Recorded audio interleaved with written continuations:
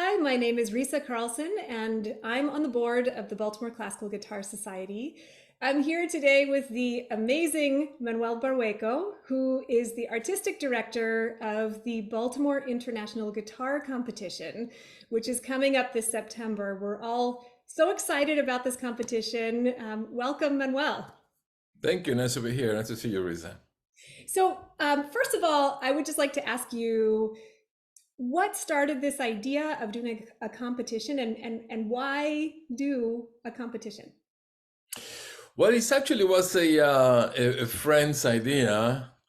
I don't know if it wants to be mentioned, but it was a friend. He said that he would like for there to be a competition in Baltimore, and that's what got it started.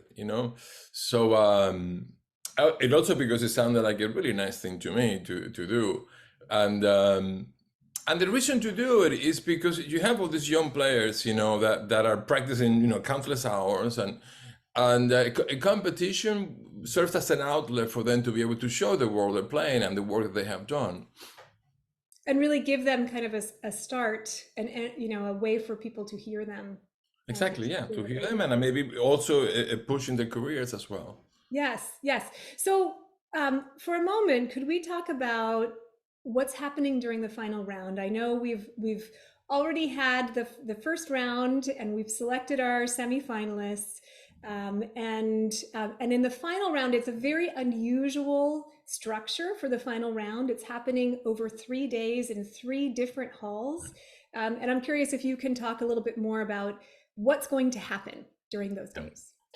Well, the reason why it's 3 days is to really test them.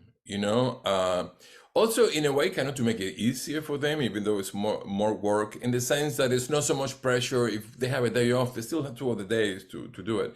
But mostly, it's just to test them musically in different styles and their technique, different tests. So during the 3 days, there will be like three mini recitals, three mini performances of roughly a half hour. I forget, it's 35 minutes, So, and with a combination of set repertoire of in each different style. The first day will be Baroque and classical. The second one will be more romantic, and the third day will be more modern. Plus the free choices, you know, and the jurors and the audience will vote for who they think is the best player. We'll add this up throughout the 3 days, and then after the last performance, we'll be able to announce the winner. One other element of this competition, which I think is pretty unique, at least in the classical guitar world, is that much of the judging is behind a screen. So the judges are not even seeing who is playing and not getting that visual input. Can you talk a little bit about why that was important? Well, I think it's very important. For one thing, is that they will not know if it's a man, if it's a woman, if he or she's black, yellow, blue, whatever, or who they are, even their identity. So it should be a more unbiased, more fair way to judge. And also, um, when one listens without looking, it's a different experience. And what we see visually can greatly influence what we think we're hearing. It's not unusual sometimes that you may see, for example, a player that is very showy mannerisms on stage, big in histrionics, and then if you close your eyes, you hear, well, there's not that much going on. It's only looks. And the opposite is also can be true. Somebody who doesn't show more, but actually a lot going on. So it's to take that out, because even knowledgeable uh, musicians can be fooled by that. I have been fooled by that. Mhm. So I think it's just try to make it as much as possible, just really in their art and the music making. But then on the final day, they will be able to see them. You Right, know, the final day and is when all of the performers are revealed and the judges get to yeah. watch and listen. Yeah. So if that was going to have an effect in a way, then it may have some, but only on the last day. I think it's also fair to the judges to see who they've been listening to for 2 days. Right. Yeah. Okay. So I have a question about this. So Okay. So the judges, they're going to be listening for 3 different consecutive days, all different repertoire in different halls. It'll be at UMBC, it'll be at Towson University, and it will be at Peabody Conservatory. How do they vote each day on, are the competitors ranked each day, or is it only at the very end? How does this work? How is that functioning? Well, each day they'll put them in order. It's like who they think is best, second and third, So and so we'll tally that up. We'll add that up per day, and then that will happen in each of the days. But then the overall, the final results will be the addition of the 3 days together. Also, I want to say for that also for we have an audience prize also as well. So we're talking about the judges, but the audience will also be judges during the competition, and they'll get to vote every day the same, and will be added the third day the same way. And there will be, I think it's 2,500 prize, for the audience choice, which is a That's sizable. significant. Yeah. So that's something that the audience gets to do, to participate in, as they get to choose. But the audience gets to see the performers the They whole do. time, correct? Yeah, they do. So that would be very interesting to see, if that affects how that Yeah. prize goes. Yeah.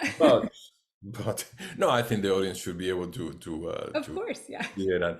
And but I do want to say to the audience member, first of all, we need you to come to judge, and second is, as you're listening, I mean, do close your eyes every once in a while. Listen that way, and you'll see the effect that it has.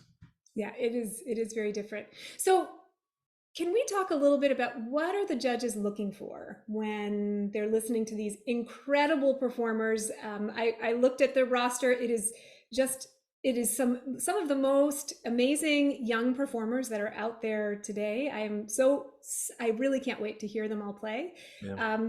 But what are the judges looking for in this competition?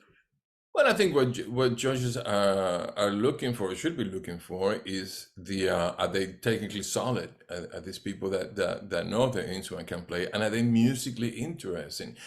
There's a lot of issues that can come into that, especially in the musical part, which is it intelligent playing? Do they understand the structure of the music? Do they understand style?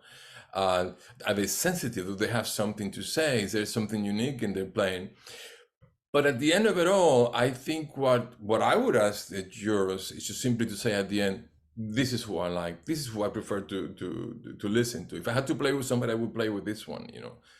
That I think that should be really the only criteria, because at the end it's really hard to quantify. What percentage of what. So I think just who do you like? Who do you think is the best? It's so And the same with the audience. Yeah. I don't want you to feel any pressure. Just listen, and then you say, this is what I like. That's what we want you to tell us, your impression. Don't worry about if it's right or if it's wrong, just your impression. One other thing that I thought would be so interesting to talk about is the composition of the jury panel itself. So we have some really amazing guitarists. We have many other instrumentalists too. And I'm curious if you can talk a little bit about, why did you decide that the jury panel should be made up of musicians that are not just guitarists? Well, I think it will be a more complete assessment, judgment of the players. So the judges that are not guitarists, they're simply going to be listening to the music. Mm-hmm. So I think we want some people to just be listening, and technically they may not be able to assess, but they will be able to hear if he's a good player, because if you don't have a good technique, you will hear faulty rhythm, lack of tone control, or just simply mistakes, So and I think it's good also to have guitarists that know some of the intricate things. They may realize some things that may be really difficult, but they don't sound difficult. as an example. So I think with this variety of judges, I think we're more likely to come to non-bias and a better judgment. I think also sometimes the fact that we play the guitar so much and we play it and we know that can also blind us from certain things. I think it can also prejudice our judgment. Yeah. So I don't think that will happen to the ones that are not guitarists. Is there anything else that you would like to leave with our audience before we wrap up? Well, yes. I would like to ask the public to come and to support the competition. I think it would be great for them to have a good audience to listen to them. I think it will be fun. I think it will be a learning experience for the judges, for the audience, but they will be judges, so we need their vote as well. And there's one aspect to that I think will be important, that I think the way the repertoire has been chosen, it will serve really as an education for those that want to learn about the guitar but don't know much about it, because they're going to hear some of the most important, and most beloved repertoire of the guitar. Yeah, it will be a fantastic introduction to classical guitar repertoire, and I just can't wait to see, hear all these amazing performers and hear what they do with the pieces. It'll be a fantastic 3 days. I can't wait to be there. So this is happening September 23rd, 24th, and 25th. It's right around the corner. And for more details, including some videos of Manuel and I talking about what happens specifically on each day of the final round, please go to our website, baltimoreguitarcompetition.org, or the Baltimore Classical Guitar YouTube channel. Thank you, Manuel, so much. Thank you, Risa.